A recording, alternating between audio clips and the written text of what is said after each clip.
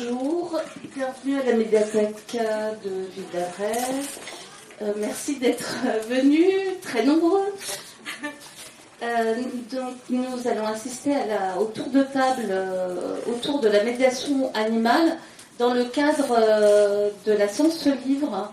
Et cette année, la Science se livre a voulu travailler le thème homme-animal. Donc là, on va recevoir Boris Albrecht de la Fondation Adrien et Pierre Sommer. On va accueillir également Anne-Sophie Mathieu, qui est technicienne et qui est fondatrice de l'association Pas à Pas, s'épanouir avec le cheval. Et enfin, Catherine Ringuet, qui est bénévole auprès de l'association Parole de Chien. Avant de céder la parole à ces trois intervenants, on va regarder un petit film qui fait à peu près 9 minutes. Voilà.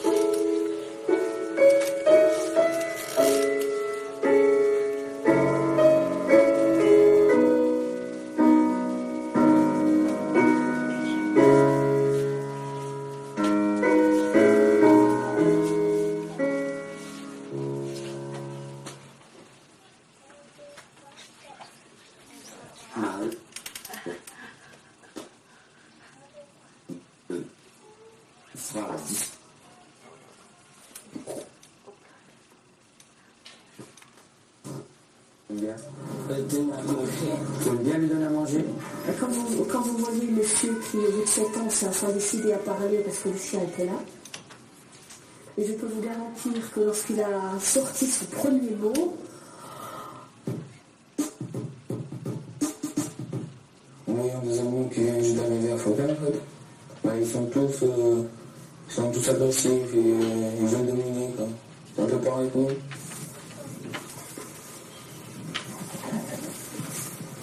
La première chose, je dirais que c'est que j'appelle d'ailleurs.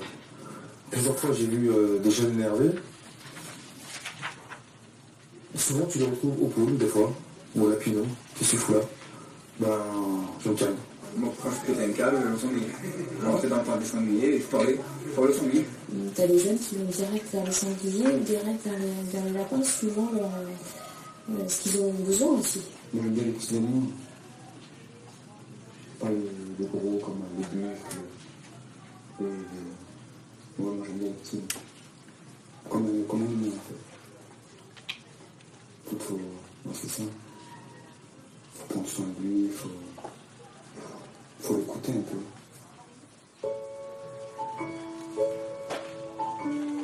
C'est toi qui décides le moment où on est prête. Les jambes y vont déjà, on est parti. Amélie, Viana, tu as la corde dans les mains. Ouais, super. Est-ce que tu te sens bien? Penche-toi, encore. Vas-y. Super, Angèle. D'un point de vue médical, moi je verrais un intérêt pour des gens qui sont lassés de toutes ces années de rééducation. Ça m'aide parce que c'était un geste que je ne pouvais pas faire seul. Grâce à grâce, le geste là m'est revenu comme ça.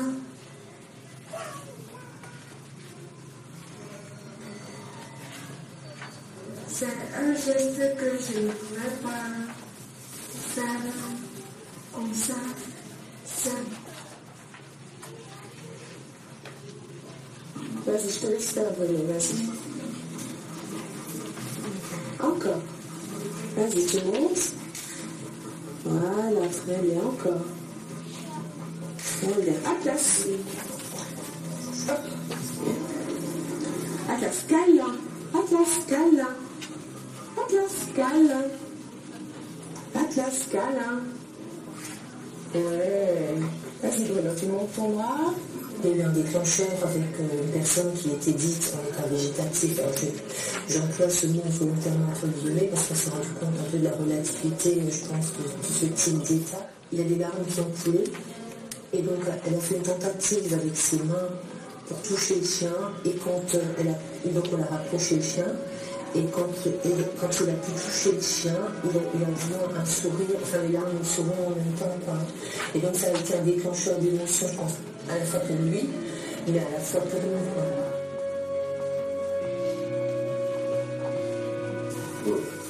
Oh, regarde. On peut pas dire. Il va faire sa peur. Et tout à coup, il fait bien qu'il a dans ses bras. Je ne suis plus l'individu qu'on doit 100% prendre en charge. Mais je suis aussi une personne capable d'assurer la charge d'autres vivants. Nous étions tellement démunis par rapport à ce qu'on pouvait lui proposer à niveau éducatif. Là, ça se fait tout seul. Et forcément, on a notre regard par rapport à cet enfant.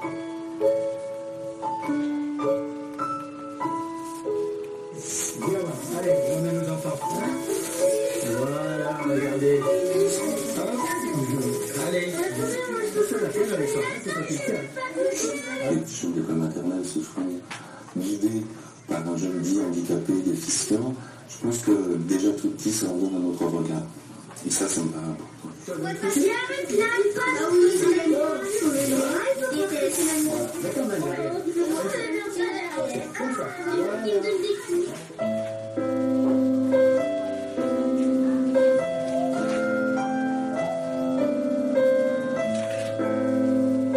De se rendre dans une institution, on sait très bien que c'est le dernier parcours de la vie. Durant ce parcours, il est important qu'il y ait des éléments d'affection, d'amour qui soient présents.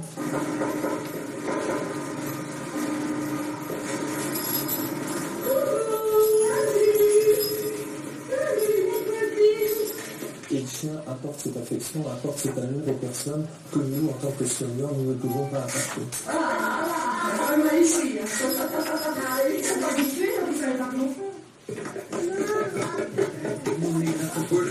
Les gentils. Tous les mardis, on fait le fumier. Le vendredi, on fait le ménage de la maison. Après, les autres jours, on fait des chantiers normaux.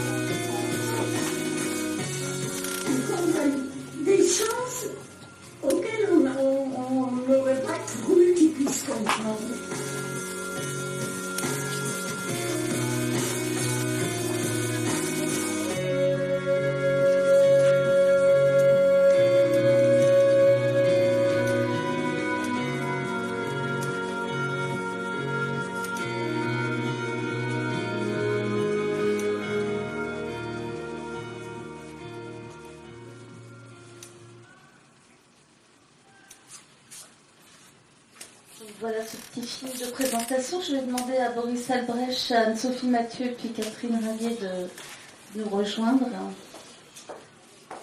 Donc là, dans ce film, on voit bien les différents aspects que peuvent revêtir la médiation animale et les métiers que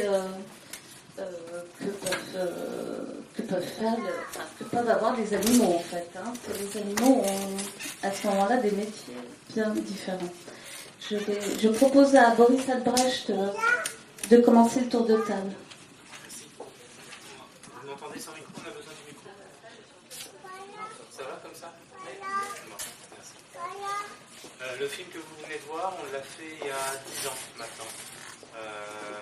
C'était en 2008, on avait fini de le monter en 2008 et c'était pour sensibiliser et montrer ce qui s'appelle aujourd'hui la médiation animale. En fait, c'est comment l'animal familier ou domestique peut aider l'humain dans des situations difficiles, que ce soit le handicap, les difficultés sociales, etc. Donc dans ce que vous avez vu, vous avez la ferme du père Guy Gilbert qui est... Guy Gilbert est un personnage assez repéré et connu, qui accueille des jeunes qui sont placés par la justice ou par l'aide sociale à l'enfance. Et l'animal, dans ce cas de figure, est un vecteur pour aider à se reconstruire, à reprendre des bases de savoir se lever le matin. Quand j'ai été à plusieurs reprises à Faucon, c'est le lieu, il s'appelle comme ça, Faucon, il y avait des naissances par exemple de bébés lamas, et les enfants, les jeunes qui étaient là, qui avaient tendance à dormir jusqu'à midi, 1h, 2h de l'après-midi, qui n'avaient plus de repères, se levaient la nuit pour aller faire le biberon pour le bébé lama, pour aller lui donner le biberon. Et ça, on le retrouve avec tous les animaux, et on le retrouve en fin de compte dans plein de situations différentes, que ce soit les difficultés sociales, le handicap. Aujourd'hui, le secteur de la médiation animale, on parle de médiation animale, je ne vais pas rentrer dans les détails, mais on parle de médiation en fait, et l'animal et le médiateur, c'est celui qui va déclencher une aide auprès de l'humain, qui va déclencher quelque chose chez la personne en difficulté, mais il faut quelqu'un derrière qui soit formé et qui soit un professionnel de l'humain, ou en tout cas qui ait une formation qui lui permette d'intervenir auprès de personnes en difficulté. C'est pas la même chose quand on veut intervenir auprès d'une personne âgée, d'un détenu, d'une personne autiste. Ça demande vraiment des compétences diverses. Et pareil, ce n'est pas n'importe quel animal qui peut aller auprès de ces populations. C'est-à-dire que vous avez des animaux qui ont plus ou moins d'affinité avec les humains, mais qui vont être aussi, eux, éduqués et qui vont pouvoir aller vers ces personnes-là. C'est-à-dire que si chez moi j'ai un chien qui est très bien, qui est très calme, et que je me dis, je vais l'emmener en maison de retraite parce que ça va faire du bien aux personnes âgées. Si le chien que vous avez chez vous n'a jamais vu de déambulateur, il y a beaucoup d'odeurs qui sont nouvelles dans une maison de retraite ou dans un hôpital, le chien risque en fait de paniquer et on risque d'avoir l'effet inverse de ce qu'il recherche. Donc voilà, et donc aujourd'hui vous avez 2 personnes qui sont là, qui sont expérimentées, qui vont pouvoir vous raconter ce qu'elles font, ce qu'elles mènent comme travail. Et nous au niveau de la fondation, donc la fondation Adrienne et Pierre Sommer, c'est une fondation abritée par la Fondation de France. Le rôle de la fondation, c'est d'informer sur le secteur de la médiation animale, d'accompagner la recherche et de financer des projets de terrain. On ne met pas en place de projets nous-mêmes, on ne fait que les financer. Et ce sont les établissements qui s'adressent à nous. Depuis 2003, on a soutenu à peu près 700 projets sur l'ensemble du territoire. Voilà, on ne fait pas appel à la générosité du public. Notre rôle, c'est vraiment de faire avancer cette cause. Moi, s'il y a des questions, j'essaierai d'y répondre. Mais donc, je ne suis pas un praticien. Il vaut mieux demander aux gens qui savent et qui font si vous avez des questions.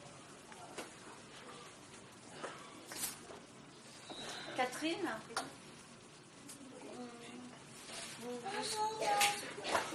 vous voulez prendre la parole, s'il vous plaît, nous raconter votre expérience D'accord. Donc, moi, je suis bénévole au sein de l'association depuis 2003. C'est une association qui bénévoles qui ont un chien. C'est une association qui a été créée qui a été créé en 2002 par Isabelle de Tournemire, qui a commencé toute seule avec un chien qui lui a été remis par l'association Anti-Chien, mais c'est elle qui l'a formé toute seule. Après, elle a commencé à recruter des maîtres bénévoles pour aller essentiellement auprès de personnes âgées. Donc c'est une association sérieuse parce que les chiens sont sélectionnés par une comportementaliste. Donc ils doivent être sociables, ils doivent être obéissants, ils ne doivent pas être craintifs. Justement, ce que disait Boris, il ne faut pas qu'ils aient peur d'une béquille, d'un fauteuil roulant. Et puis il faut, très, très important, qu'ils aillent vers l'humain. Parce que si vous avez un chien qui est gentil chez vous et puis vous l'amenez à une personne qui est dans un lit et le chien tourne la tête, vous avez l'effet contraire et tout de suite la personne va dire « ah ben il ne m'aime pas ». Donc c'est très important que le chien soit tourné vers l'humain. Donc les chiens sont sélectionnés, c'est-à-dire que la comportementaliste fait des gestes un peu excessifs pour voir le comportement du chien. Donc il faut être sûr qu'il ne va pas y avoir de bug. Le chien va s'en aller, ou le chien va mordre. Enfin, c'est un chien à certain mordre. Donc, la prudence, c'est le maître mot de l'association Parole de Chien. Après, les bénévoles sont recrutés après un questionnaire qui est fait par la direction. Et puis après, nous sommes formés gratuitement par l'association au cours d'un week-end dans lequel nous avons des intervenants différents, gériatres, psychologues, vétérinaires, qui nous permettent d'aborder comment on aborde une personne âgée. Donc ça dure un week-end. Et après, si on dure dans l'association, tous les ans, on a ce qu'on appelle une remise en pâte, c'est-à-dire qu'on se réunit, on pose des questions, les problématiques qu'on a eues durant l'année. Donc pourquoi l'association s'est créée à l'époque, en 2002, c'était novateur, le chien visiteur.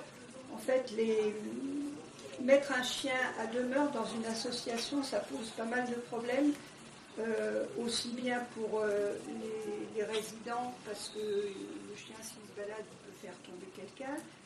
C'est un problème pour les gens qui travaillent en résidence, parce qu'il faut prendre des chiens, il faut s'en occuper, ils ont déjà beaucoup de travail.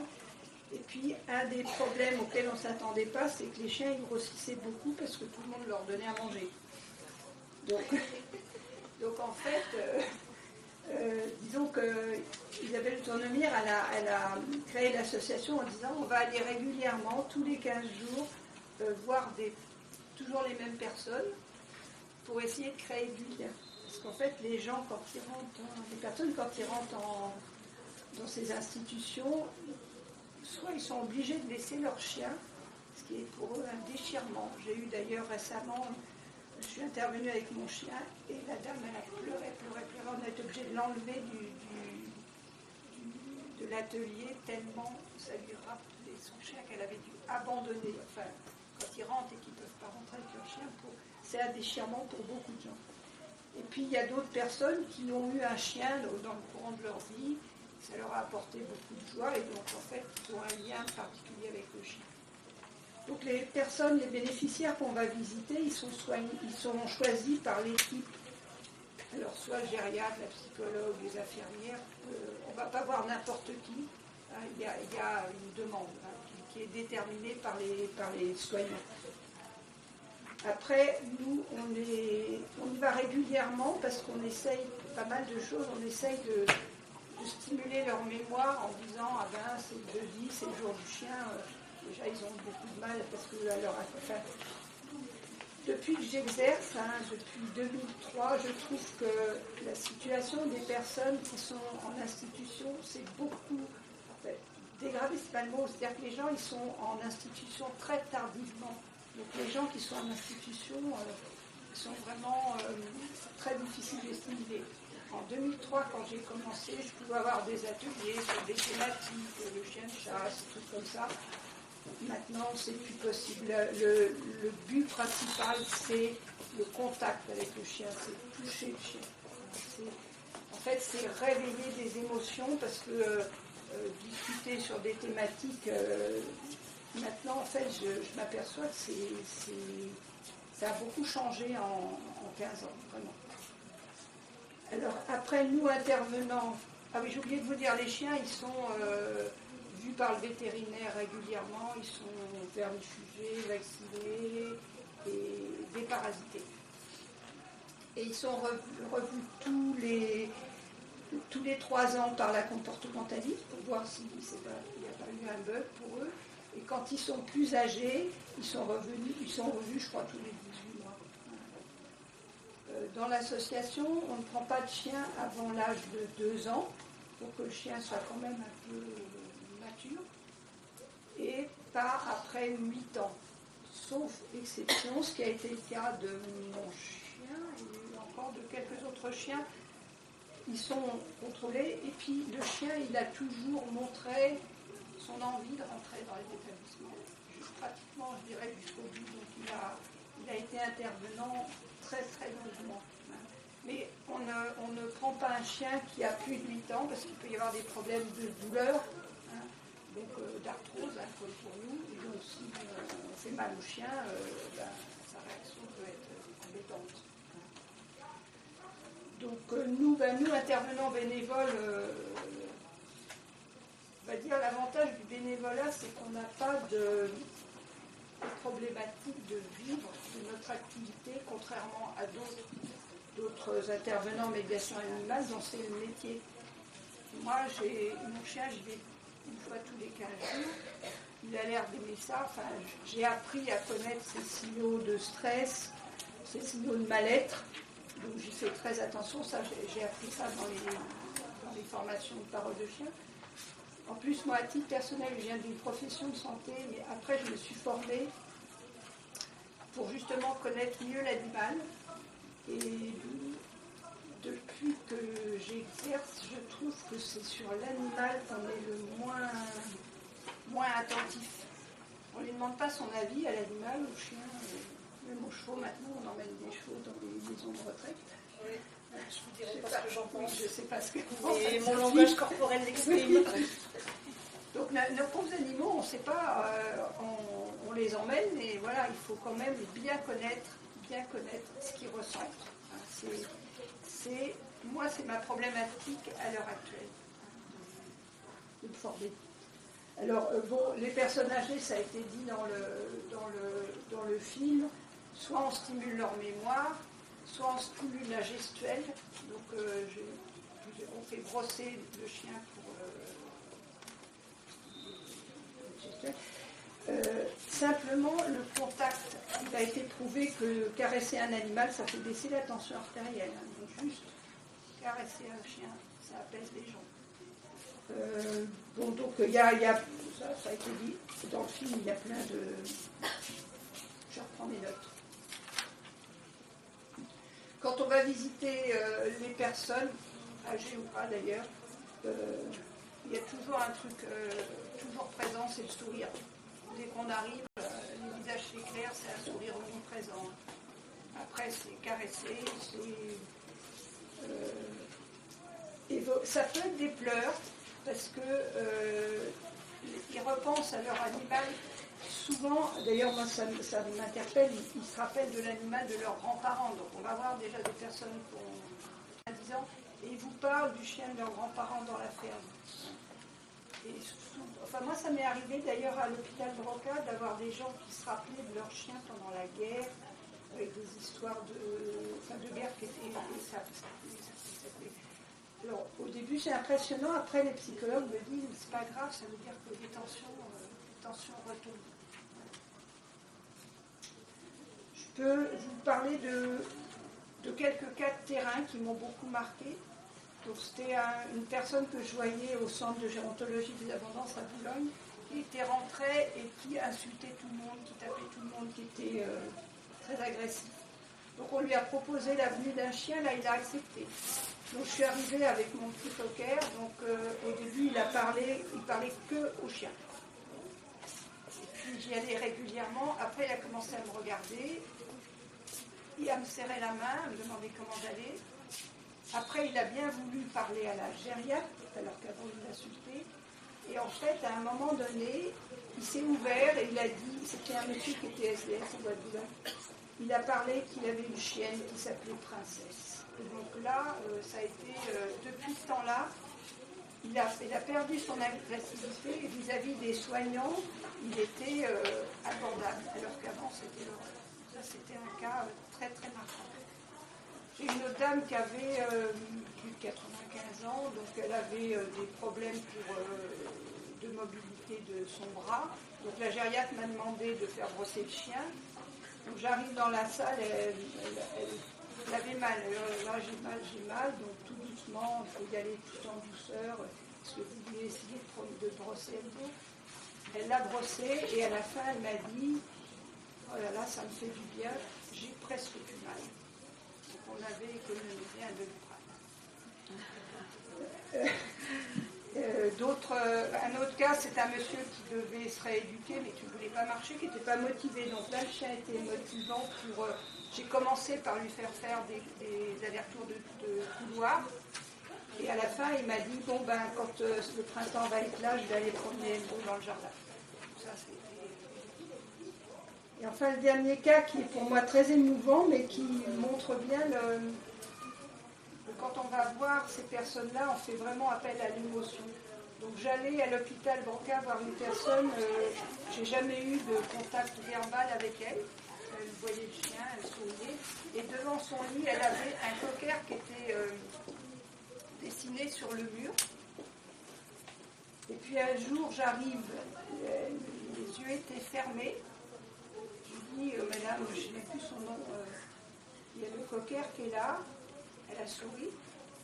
Je suis partie et on m'a dit qu'elle était morte quelques heures après. Donc c'était son dernier truc. Donc à chaque fois que j'en parle, moi, je pleure aussi. Pourtant c'était il y a longtemps, hein, mais j'ai trouvé que c'était fort parce qu'elle a quand même capté Yann Cocker. Donc je ne sais pas, je n'ai jamais su quel rapport elle avait eu avec un chien dans sa vie, cette dame. Mais visiblement c'était tellement fort. Donc, à mon avis, s'est apaisé et puis voilà, elle est partie comme ça. Donc c'est quand même, c'était quand même fort. Donc à l'heure actuelle, dans Parole de chien, il y a à peu près une vingtaine de bénévoles. Bon, il y a un peu un turnover parce que quand on est bénévole, on peut avoir des problématiques de vie, on peut changer de lieu de travail, de résidence. Hein. Enfin, il y a toujours 20-25 bénévoles. On est toujours formés. On a toujours des rappels de formation par des gens compétents. Quand on fait des visites, on évalue nos visites. C'est-à-dire qu'on a des grilles d'évaluation pour remplir, pour pouvoir donner aux responsables des animations. Moi, ce que je pourrais dire dans ma... Alors, ce que vous avez vu, donc mon chien, c'est un cocker, c'est pas un chien... c'est pas un chien ni un labrador ni un golden. D'ailleurs, j'en suis assez fière parce que finalement, je me dis que à partir du moment où on a le bon chien, enfin, ça, c'est pas moi qui le détermine. Hein. Celui-là, c'est le chien que j'ai à l'heure actuelle qui a 3 ans. Et il m'a été donné par l'éleveur, parce qu'avant, j'avais déjà un premier cocker qui a fait plus de 9 ans, je crois. Quand il a disparu, l'éleveur m'a dit, Madame Maillet, il faut continuer, je vous donne un chiot. Donc je me suis retrouvée avec le Toby là. Donc il a fallu, j'ai fait ce que j'ai pu pour qu'il soit. C'était pas gagné, hein, parce que il y a dans l'élevage, il y a ces conditions d'élevage, il y a sa première enfance chez moi. Ça demande énormément de concentration, de ne pas faire de bêtises, de bien connaître. Et donc là, je me retrouve avec un chien qui a commencé à 2 ans et demi. Et apparemment, ça a l'air de fonctionner. Et le truc en commun que j'ai entre les 2 chiens que j'ai eus, c'est le regard avec les personnes. Ils sont en lien par le regard, c'est absolument incroyable. Alors ça, dans Parole de chien, c'est pas donné à tous les chiens. Il y a beaucoup de cavaliers qui sont très bons dans les échanges de regards. Donc là, il y a peut-être quand même un petit truc dans les races, je ne sais pas. Alors là, cette photo, de la semaine dernière. Cette dame-là, elle lui a chanté une chanson. On a enregistré, mais ça donne pas bien. Et après, elle voulait que le chien il boive du champagne. C'est drôle. Voilà, donc je voulais juste terminer par une phrase de Boris Cyrulnik. L'animal nous fait du bien parce qu'il déclenche en nous une émotion non angoissante, stimulante, apaisante, et cela crée chez nous une sensation d'amour pur. Donc c'est une belle phrase par rapport à ce qu'on fait en médiation humaine.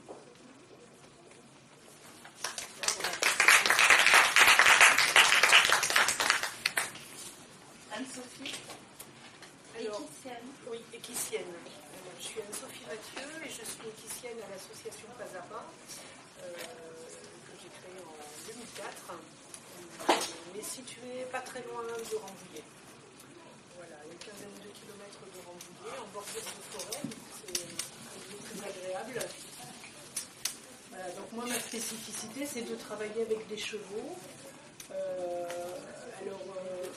Vous avez entendu le mot d'équitien.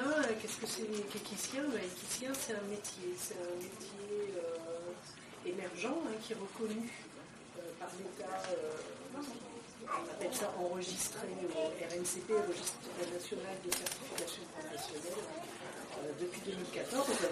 Et c'est pour l'instant le premier et le seul métier reconnu en médiation animale en France et aussi en Europe. Mais il semblerait qu'au niveau du travail avec les chiens, qu'il y ait un autre métier qui est en face d'être reconnu. Donc ça, c'est bien. Alors, l'équitien, c'est un professionnel de la relation d'aide avec le cheval. L'idée, c'est que le cheval est vraiment au centre de la relation avec la personne. C'est la relation avec le cheval qui va être support d'apprentissage, par exemple. Donc d'apprentissage, aussi bien d'apprentissage de gestes, d'apprentissage sociaux. On n'est pas dans l'apprentissage équestre. Notre travail, c'est pas de faire pratiquer l'équitation. Nous ne sommes pas des moniteurs d'équitation.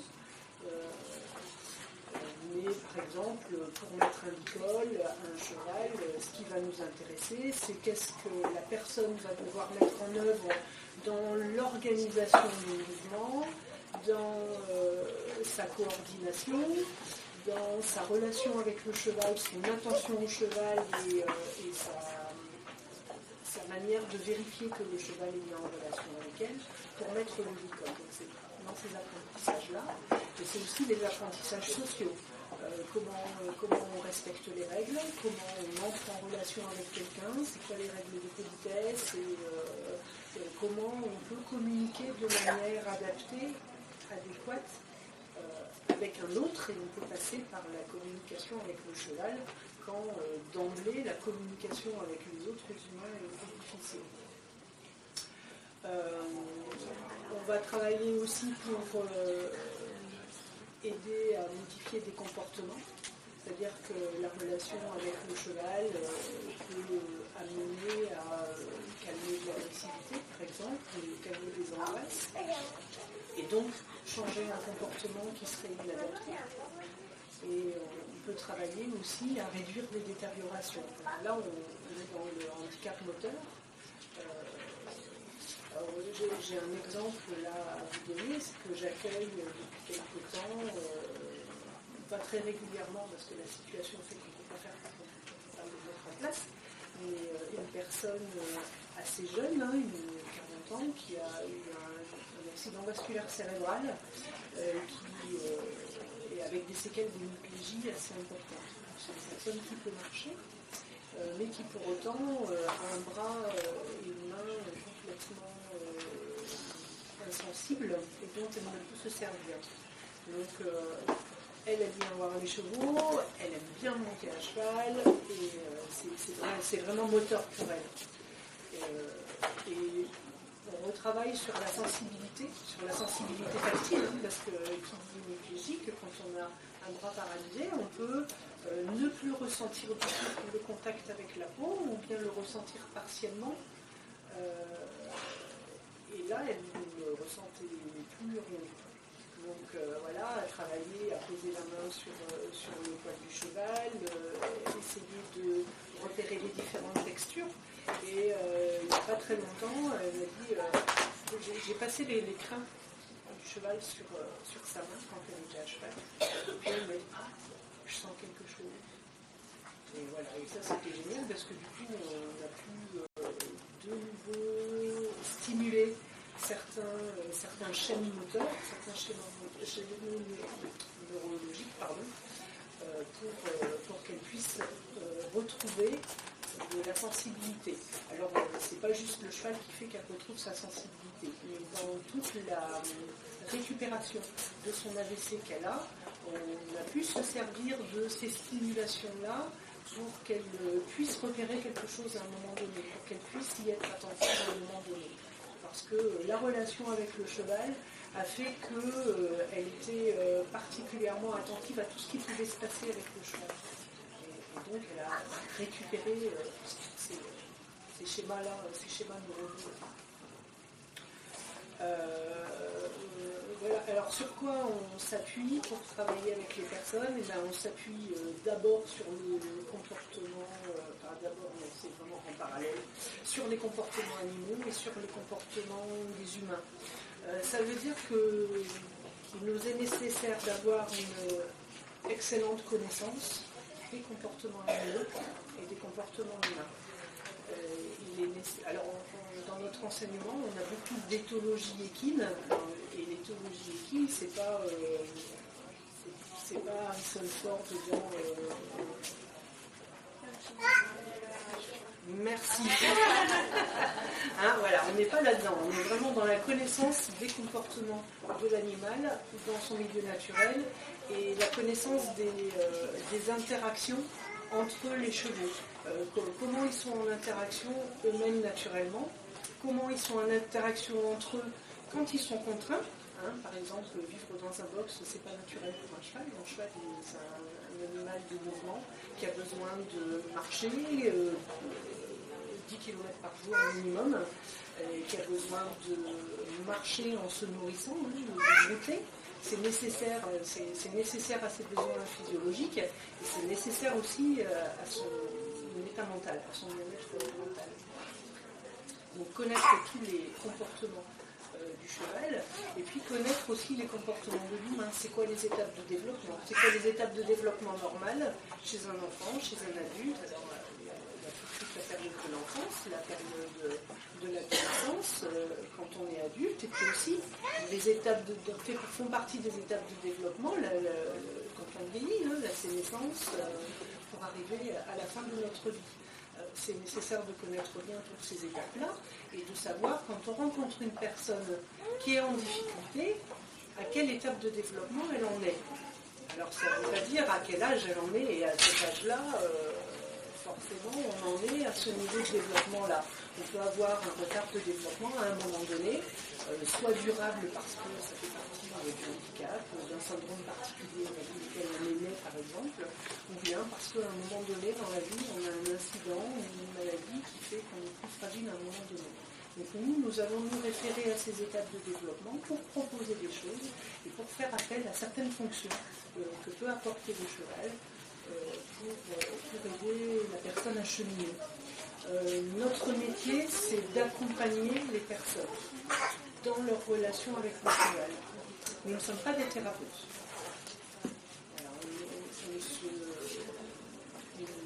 on ne se positionne pas en tant que thérapeute. On se positionne en tant qu'accompagnant dans la relation de l'aide. Néanmoins, nous mettons en place, en fonction de la demande et en fonction de la personne qui demande, ce qu'on appelle le prescripteur, des activités soit à visée de soutien, de loisirs. Alors c'est par exemple une jeune fille qui vient régulièrement accompagnée de ses parents, ça fait quelques années qu'on l'accompagne, elle a beaucoup de difficultés au niveau de sa concentration, attention, concentration, gestion des émotions, voilà, donc elle vient pour une activité de loisir, mais on attend quand même des effets au niveau des apprentissages, au niveau éducatif, et au niveau de son changement de comportement, au niveau thérapeutique. Comme c'est la famille qui demande, c'est un accompagnement à niveau de soutien de DDS. Après, quand ce sont des éducateurs qui demandent l'activité, on travaille plus sur des apprentissages, donc on est dans une visée éducative, et quand ce sont des médecins, des psychologues, des rééducateurs qui font la demande de l'activité, on est davantage dans la visée thérapeutique. Donc on travaille sur des réductions de détérioration, améliorer des handicaps par exemple, ou bien des modifications de comportement.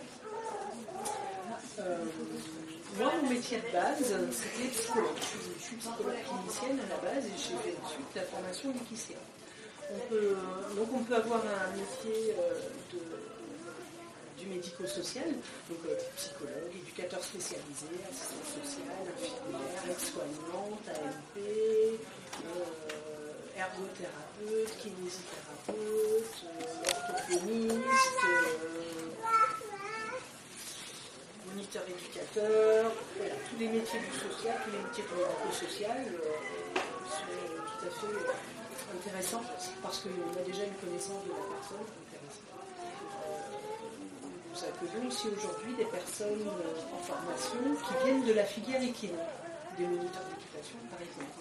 Donc ils vont avoir tout un travail important de connaissance de la personne, complémentaire à la connaissance qu'ils en ont par rapport à leur métier de moniteur d'équitation. Parce qu'un moniteur d'équitation, il connaît certains stades du développement de l'enfant parce qu'il ne peut pas proposer en équitation certains exercices à des petits-enfants parce qu'ils n'ont pas la maturité au niveau locomotrice suffisante pour pratiquer ces exercices. Et puis nous accueillons aussi des personnes en reconversion professionnelle et qui vont avoir un énorme travail à faire en connaissance du cheval et connaissance de la personne. Voilà. Ce qui va être très très important dans notre métier d'équicien, c'est d'être bien au clair avec la communication intra-espèce, c'est-à-dire comment les chevaux communiquent entre eux, comment les humains communiquent entre eux, et aussi d'être très au clair au niveau de la communication interespèce. Comment un cheval et un humain, qui sont d'espèces différentes, vont pouvoir trouver un lieu commun dans la communication. Et là, c'est là où on a des choses quand même très très intéressantes, parce qu'il y a le code, la consigne qu'on donne, le code de la route, quand le feu il est rouge, on s'arrête. Ça c'est un code. Et il n'y a pas à tortiller, quand le feu il est rouge, il s'arrête, et quand on a le panneau stop, on s'arrête. Après, quand on est avec des chevaux, parfois on peut avoir des communications un petit peu paradoxales. Alors je ne sais pas s'il y a des personnes qui sont équitantes parmi vous, mais c'est des personnes qui je vois un langage corporel qui... Oui, c'est vrai. Il y a ce qu'on appelle des indicateurs comportementaux qui viennent m'éclairer. Quelquefois, avec les chevaux, on a très très envie que le cheval avance et puis on fait tout pour qu'il n'avance pas. C'est-à-dire qu'on est raide, on demande au cheval de s'arrêter alors qu'on veut qu'il avance. Et ça, c'est des choses qu'on met en place de manière assez inconsciente et qui font que la communication ne fonctionne pas bien. Donc nous, notre travail, c'est de pouvoir décoder ces éléments-là en ayant une bonne lecture du comportement du cheval, parce que c'est le cheval, par son attitude, par ses mimiques, par ses comportements, qui va nous éclairer sur qu'est-ce qui ne fonctionne pas dans la communication de la personne, pourquoi elle n'arrive pas à se faire comprendre. Donc qu'est-ce qu'il y a comme émotion derrière ça, et ça m'amène à vous parler de la sensibilité du cheval, de son extrasensorialité et de cette notion de comportement en miroir. Voilà. Le cheval, en général, se comporte en miroir de nos émotions.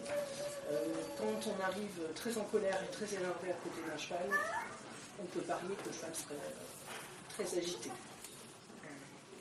On dit, pourquoi il est énervé comme ça? Qu'est-ce qu'il a? Il est nul ce cheval. Enfin, je suis poli parce que dans ce que j'entends maintenant, c'est bien plus injurieux que ça vis-à-vis du cheval. Voilà. Ça arrive. Et puis quand on est calme, on a un cheval qui est calme. Et quand on est complètement bloqué, on a parfois un cheval complètement inhibé, complètement bloqué, soit dans sa locomotion, soit dans son comportement, dans son attitude.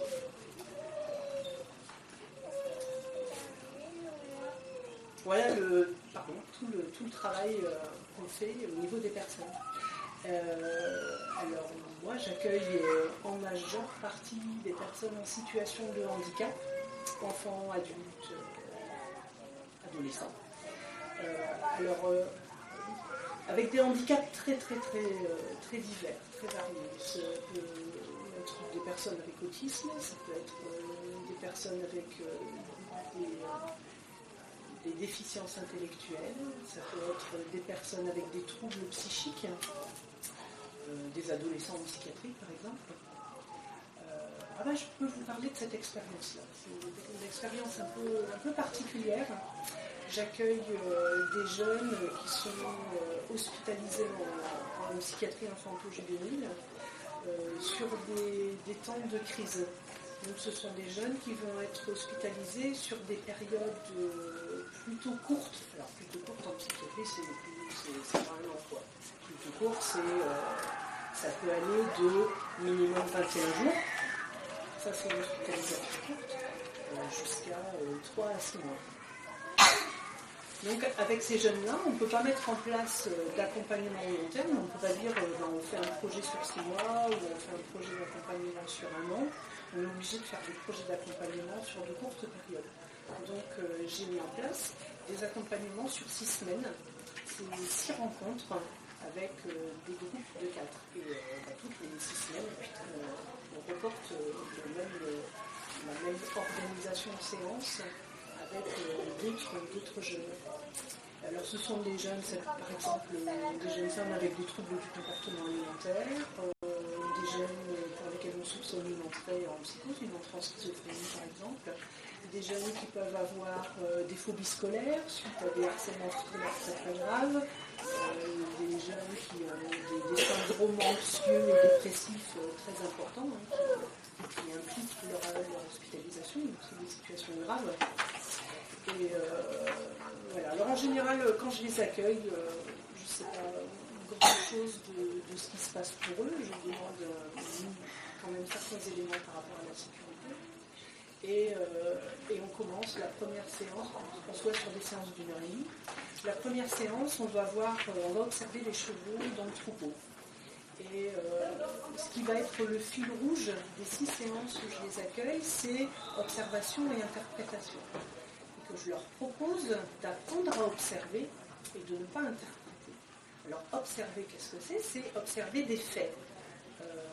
Nous, en tant qu'humains, on a tendance à mettre du sens partout.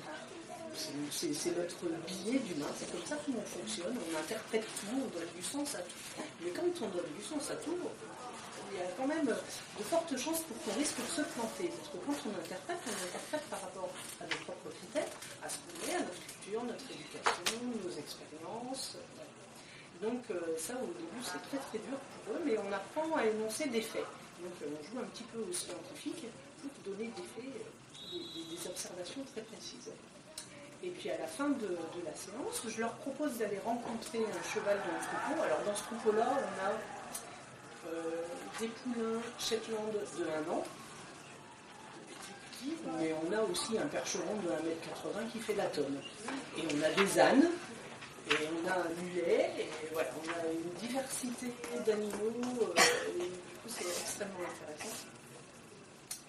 Et puis, à la fin de la séance, je leur propose de choisir un animal, de choisir un équidé dans le pré, et d'aller à sa rencontre. Donc, je leur propose un protocole précis pour leur sécurité, pour le bien-être du cheval. Et puis, on voit ensemble à partir de quand il y a interaction, à partir de quand le cheval commence à montrer des signes qu'il a perçus de la personne. Alors, de toute façon, depuis qu'on est rentré dans le pré, les chevaux le savent, mais quand on s'approche d'eux, et à partir de quel moment il y a contact. Alors j'ai eu un événement très drôle sur le dernier groupe que j'ai accueilli.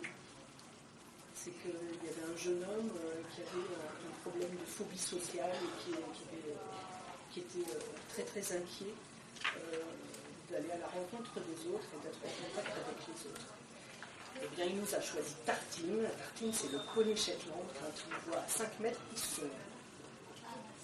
Intéressant quand même. Parce que ça, c'est l'histoire du cheval miroir. On va vers ce qu'on connaît. Alors, comme par hasard, c'est Tartine qui l'a choisi. Ça, c'est très étonnant. Donc moi, ça me permet de voir aussi ça. Parce que je connais un petit peu les équidés du près, donc je connais un peu leur histoire, je connais leur comportement pour les observer régulièrement. Ensuite, pendant la deuxième séance, on fait le même exercice d'observation, mais au lieu d'être dans le champ au milieu du troupeau, on travaille avec un groupe de poneys Shetland qu'on va mettre en milieu restreint. Donc c'est un groupe de poneys Shetland qui se connaissent, mais qui vont être en liberté dans un manège. Il va y avoir beaucoup plus d'interactions. Parce que dans la première situation, les chevaux ils broutent, ou ils font la sieste, ou parfois on arrive à un moment donné de leur journée, de leur budget temps, où ils sont en interaction sociale. Il va y avoir des grattages mutuels, ils se mettent tête bêche, ils se gratouillent, mais il n'y a pas une foultitude de comportements. C'est aussi pour ça que je choisis ce moment-là, c'est que c'est calme et ça permet d'être en sécurité au niveau des chevaux. Donc avec les petits poneys Shetland, là, il ne se passe pas du tout la même chose. Hein. Il y a des comportements de jeu, ils galopent, il y a du conflit, hein, il y a des règlements de compte, hein, ils se disputent, et donc on commence à observer différents comportements et différentes interactions entre les chevaux.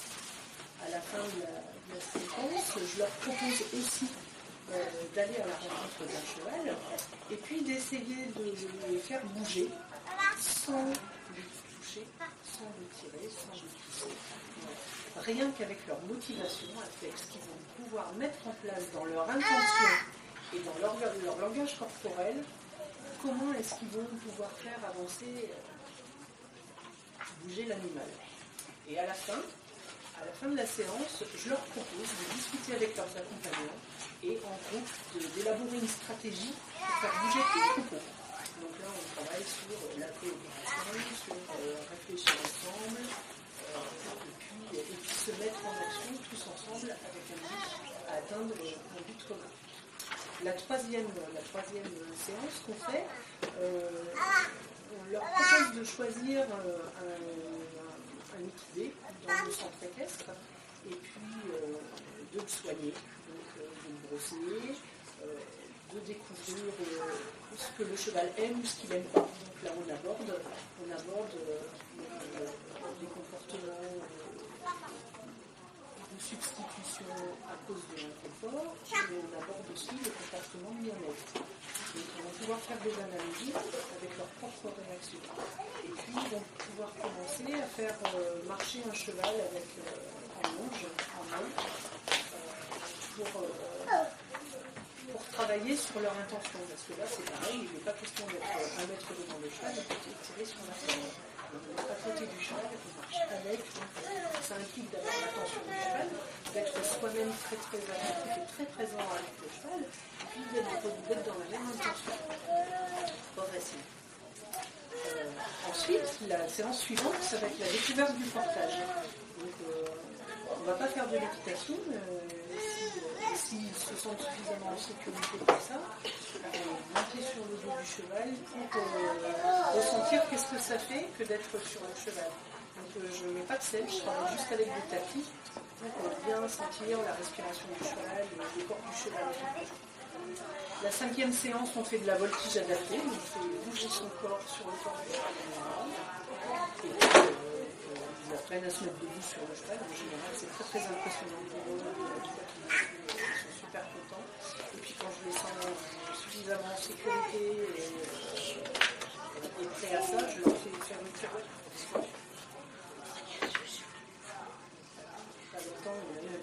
Il faut y aller.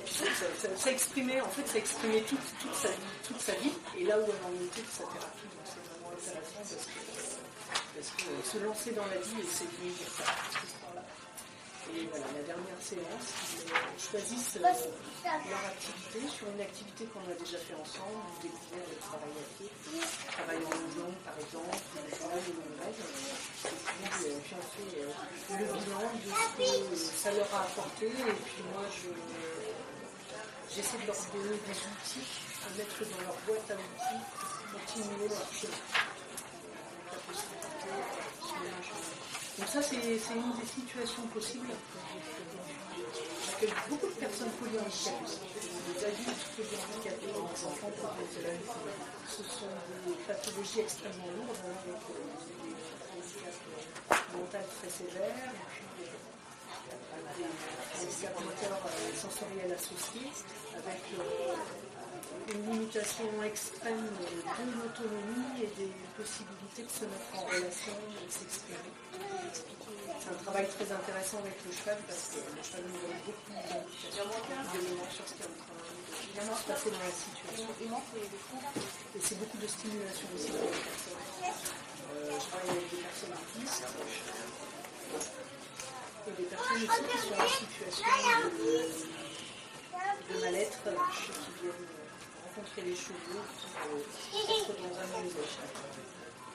Et voilà tout le travail qu'on fait après la parole. Je suis aussi formatrice à l'école aux équiciens.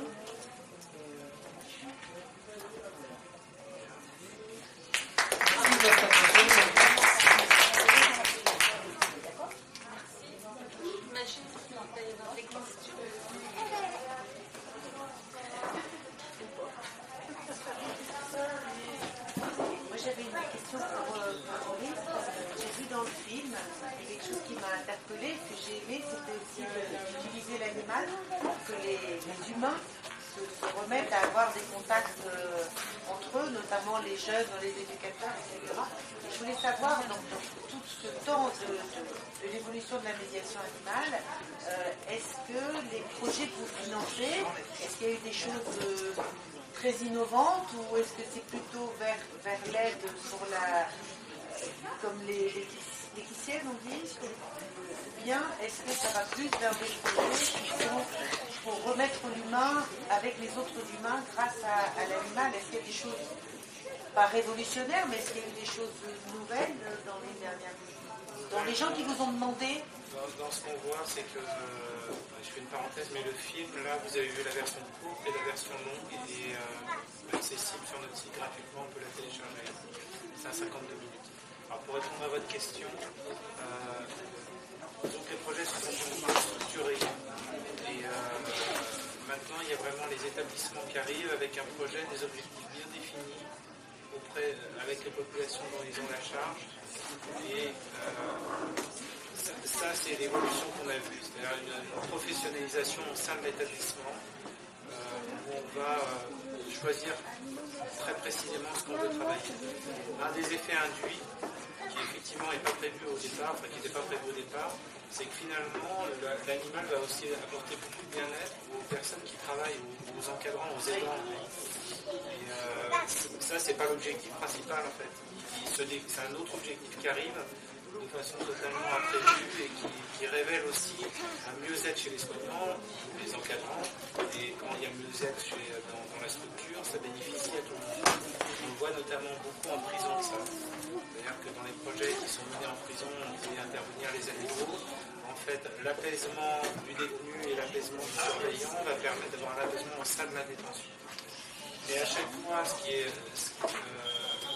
sur les projets qu'on finance, ce qu'on voit, c'est que l'animal, les projets avec les animaux sont des passerelles vers d'autres dispositifs.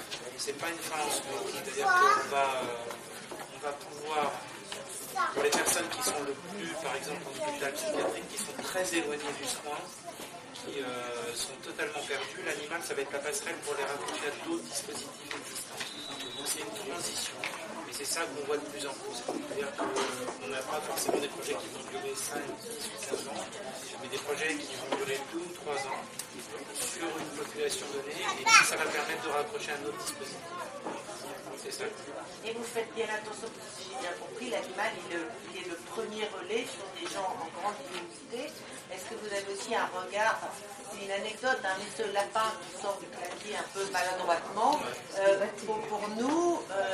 le lapin qui est cardiaque, ouais. Alors, on comprend que la personne est maladroite de par son handicap. On comprend que l'éducateur a besoin qu'il fasse cet effort de sortir le lapin. Mais est-ce qu'on a un petit regard sur le bien-être du lapin? C'est pas bien, mais non, mais vous avez totalement raison. Je me faisais la même remarque en voyant le lapin. Ouais. Comme vous m'avez dit, je l'ai tourné il y a 10 ans. Je me suis dit, bon, peut-être que, mais maintenant je suis obligée de vous poser la question. Est-ce que le peut-être que... Alors la fondation, on va être là-dessus, on va être en difficulté pour vous dire non, on ne peut pas aller voir, on peut avoir beaucoup de projets, mais on ne peut pas aller voir chaque projet. En revanche, ce qu'on fait, c'est qu'on essaye de mettre des balises. Et quand les gens nous demandent un financement, on attire leur attention sur un certain nombre de choses, notamment le bien-être animal et sur la formation des personnes. Donc on n'est pas à l'abri de débordements ou de difficultés de prise en charge de l'animal, mais ça, on essaye d'orienter les gens. Est-ce que vous avez pensé au bien-être de l'animal? Dans quel contexte vous intervenez? Qu'est-ce que vous faites pour que l'animal soit dans des bonnes dispositions? Qu'est-ce que vous faites quand vous voyez que l'animal est dans des mauvaises dispositions? Plutôt amener les gens à réfléchir, à faire de la prévention, dire ah ben là oui, j'ai pas la formation pour voir où là il y a des signaux qui sont émis, j'ai une formation, j'ai des signaux qui sont émis par l'animal, ça va pas, on arrête. Et c'est pour ça que nous, ce qu'on encourage, c'est les projets dans les structures et les établissements. Parce qu'on peut à tout moment dire on arrête. Là, ça va pas, l'éducateur il voit que l'animal ça va, on arrête, on retourne à l'institut médico-éducatif, on retourne au foyer. C'est bon, c'est pas grave. Ça n'aura pas un impact. Le quatrième crise cardiaque du lapin, on arrête le lapin. Même avant la crise cardiaque.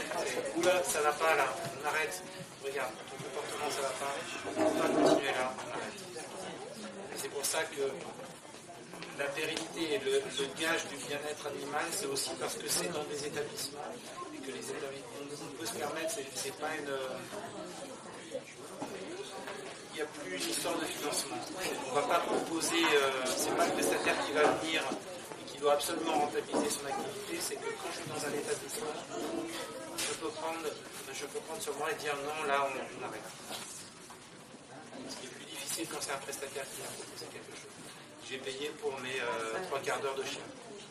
Donc il faut absolument que j'ai mes 3 quarts d'heure de chien. Quitte à ce qu'on oublie ou qu'on ne voit pas les signaux qu'envoient les chiens.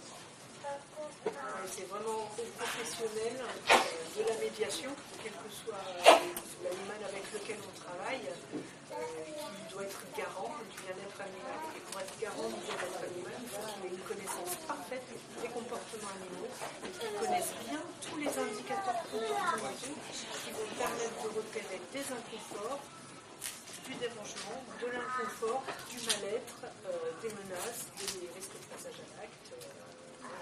Je pense que c'est pareil avec les chiens. Enfin, nous, avec les chevaux, ce sont des gros animaux. Donc, au niveau de la sécurité, on a intérêt à être très carré là-dessus. On parle des chiens qui peuvent plus s'exprimer, se moins, ils peuvent aboyer aisément. Bien sûr, les chevaux peuvent mordre. La peine, même quand un cheval est sursollicité, on n'a pas de moyen de défense par rapport au hennissement, mais je trouve que c'est moins par rapport à... Oui, le hennissement, c'est un cri d'appel, mais il y a beaucoup de choses au niveau corporel qu'on peut repérer. Au niveau des mimiques, oui, il faut connaître les indicateurs des chevaux, et c'est des crispations, une amplitude respiratoire très dilatée, des oiseaux qui sont très dilatés, des positionnements des oreilles, la queue plaquée ou l'étoilement de queue, des grattages. Un cheval qui commence à se gratter, ça peut être, parce qu'à ce moment-là ça vous gratte, mais ça peut être des comportements de substitution, ce qu'on appelle des comportements d'apaisement chez les chiens. C'est des comportements par lesquels ils vont essayer de s'apporter du bien-être pour compenser la s'auto-apaiser, pour compenser la difficulté. Donc c'est à nous de prendre en compte cette situation sur déjà cheval miroir, qu'est-ce qui est en train de se passer chez la personne, et aussi renvoyer un feedback à la personne qui est lâchée à ce niveau-là, pour que le cheval puisse souffler, puis à un moment donné,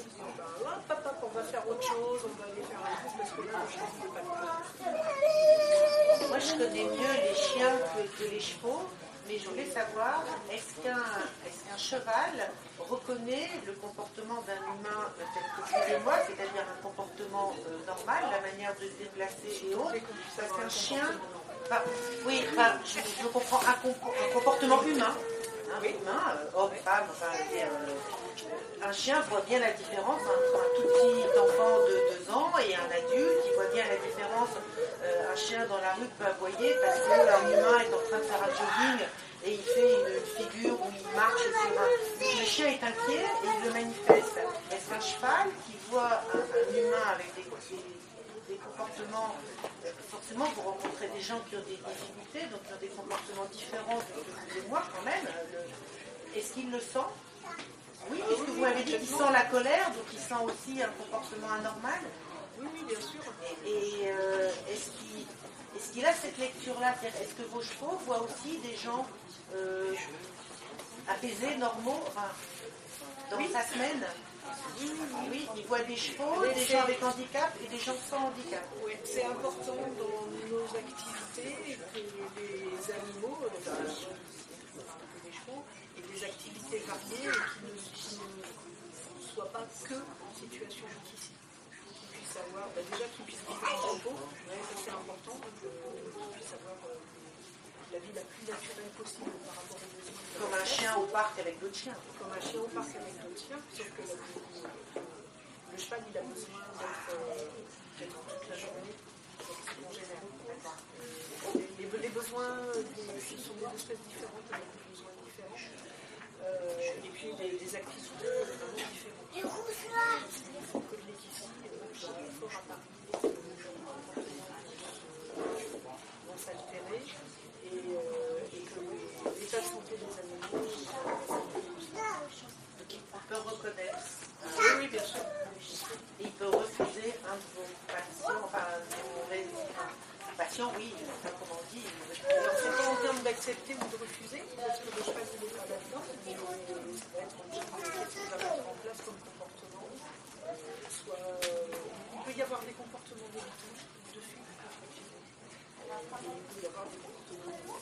Ça dépend du tempérament du cheval. Si je peux me permettre, oui, je suis cavalière et j'ai fait de l'éthologie, donc c'est le comportement, c'est la pratique du comportement animal, et je l'ai fait avec un cheval, et un jour, je l'ai fait à Jardy, donc c'est pas les meilleures conditions pour le cheval, puisqu'ils sont équipés en boxe, enfin, voilà, et on m'a donné, pour la séance d'éthologie, un cheval très particulier, qui est très connu pour mordre et attaquer aux endroits. Enfin, je ne savais pas si c'était vrai ou pas, mais en tout cas, c'est un cheval qui attaquait à des endroits où l'humain se mentait. On se cachait quelque chose dans notre tête et on ne voulait pas se le dire. Et le cheval visait pile l'endroit. Donc, il y a beaucoup de par exemple, une femme qui est dans sa période menstruelle, le cheval attaquait à coup sûr à cet endroit-là. Et donc, il n'a jamais été enlevé de là-bas, mais franchement, moi je pense qu'il ne devrait pas être en club, ce cheval, mais bon, c'est un cheval qui rebellait contre beaucoup de choses. Bref, et un jour, donc moi je suis allée, après une journée à la fac, je suis allée faire ma séance d'éthologie là-bas, et je savais, je sentais en moi que ça allait pas, mais j'ai rien dit, j'ai dit bon, je vais faire ma séance, je vais venir la nuit, c'est mon heure, c'est à moi de la faire. Eh ben, j'ai passé une séance horrible, le cheval m'a attaqué, pourtant je suis une passionnée d'équitation et dans toutes les situations possibles et imaginables avec les chevaux, j'ai fini sur mes fesses. C'est-à-dire que j'étais à pied et le cheval m'a attaqué littéralement. Il a montré les dents, il s'est cabré sur moi et j'ai pu sortir de l'encours. Donc oui, ils reconnaissent vraiment, je suis à fond là-dedans, je pense que les chevaux reconnaissent vraiment qu'on soit dans un état normal, enfin adapté, on va dire plutôt, un état adapté, un état de tristesse. Un cheval ne se comportera jamais de la même manière selon comment on est en fait, si ça a des repères. Je m'occupe d'un cheval, quand je suis énervée, la séance elle ne se passe pas du tout de la même manière que quand je suis en cheval est en colère, on peut se poser la question sur le cheval. Ah oui, c'est sûr. La sécurité, c'est une situation. Ah oui, c'était limite. Mais en plus, surtout, il savait que le cheval était comme ça et Enfin, c'est pour ça que je dis que je pense que c'est pas un chef qui doit être dans ce club-là, parce que j'ai connais tout ça, enfin, le moniteur m'a carrément accompagné dans le box, ils ont appris ensemble. Moi, je pense que c'est un chef qui se relève contre, qui a 20 ans en plus, donc, qui se relève vraiment contre la vie de club et qui devrait avoir. Alors, on parlait de bien-être animal. Là, on n'est pas dans qui est probablement, enfin, moi je pense qu'on peut faire qu'avec eux. Non, bon. Ah oui, mais il y a un jardin. Oui, je sais, pas mal. Je vais lui dire. Ah oui, c'est vrai. À partir du moment où les chevaux vivent pas dans leur état naturel, voilà. Moi j'ai une question, je suis un peu tous ces savoirs et prendre des cours entre guillemets grand public d'éthologie, connaître un minimum, avoir des bases. Moi je ne peux pas du tout faire quelques professions que ce soit, parce qu'il a été beaucoup ici. Et je pensais que peut-être madame, les paroles de chien, ça aurait nous donné des pistes. Une formation à l'université René Descartes. René Descartes, c'est le DU Relations Hommes-Animal. Ça se passe sur un an, un vendredi tous les 15 jours. Et on apprend la relation avec l'animal, les comportements, les trucs de comportement. C'est super intéressant et c'est une bonne base. Il ne faut pas du tout être une scientifique au départ. Non. D'accord. Et après, donc, je suis un peu genre passionnée. J'ai fait une formation à l'école des vétérinaires Médor-Alfort. C'est le DE Relations Homme-Chien. Donc là, c'est association de relations homme-chien. Donc là, j'ai appris des trucs complémentaires plus sur le type de chien, notamment les types d'appétit du chien. Et je me sers justement de ces connaissances-là. Par exemple, là, je viens de commencer dans un collège. Et en fait, je laisse mon chien faire et je demande aux gamins d'observer ce que fait le chien. Donc on est, je pourrais parler du métier d'éthologue, voilà, c'est ça, c'est ça, on va essayer de rater la nation. Et donc, ça permet de mettre en application ce que j'ai appris. Je le mets en application dans ce que je fais. C'est beaucoup le chien qui... Je ne peux pas le dire, c'est le chien qui mène la séance, mais quand même beaucoup. Je laisse vivre tout en étant hyper prudente. Quand je sors d'une animation, je suis retapée parce que j'ai observé le chien, les bénéficiaires, il peut se passer des tas de trucs imprévus. Donc il faut être réaliste. Donc c'est une énorme énergie, ça me demande énormément d'énergie pour faire ça. Et toutes ces formations-là, maintenant, quand je pense que j'ai commencé au début avec un chien qui travaillait énormément, j'étais pharmacien, je travaillais genre 50 semaines, et mon chien, en fait, je l'ai eu chiot, je le mettais sur le comptoir. Il a été habitué à voir les gens tout le temps. Après, il était dans mon bureau, les gens ils venaient exprès pour voir ce que je faisais voir le chien. J'ai besoin de rien, mais ce chien, je sortais, je vais dire 1 heure tous les temps. J'avais tout faux, mais tout faux. Celui-là, là, les mots, alors il va se balader 2 fois par semaine en forêt, il se balade. En fait, pareil, je ne sais pas, est-ce que j'ai eu de la chance avec les chiens, est-ce que c'est la qualité de ma relation, je ne sais pas, parce que j'étais pas les connaissances. J'avais juste les connaissances. J'avais pas les connaissances. Maintenant, je suis tout à fait d'accord avec là-dessus. Il faut vraiment connaître nos animaux, les repérer, savoir si on n'est pas bien de notre tête, on annule rien partout. Le chien était malade, on l'a pas. On est arrêté.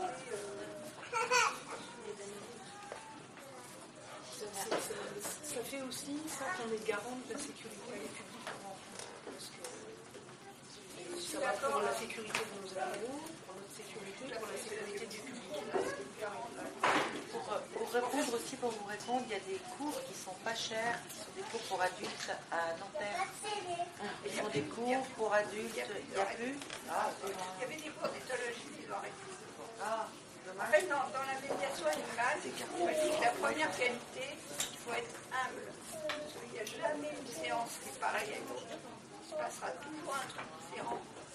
Il faut quantité d'humilité, et on ne peut pas arriver en disant je soignais tout le monde, c'est un miracle, là, c'est pas vrai. Mais il peut se passer des trucs étonnants, très forts, hein. Mais on ne les prévoit pas. Non, c'est jamais prévu. C'est ce que j'appelle les moments de grâce. Exactement.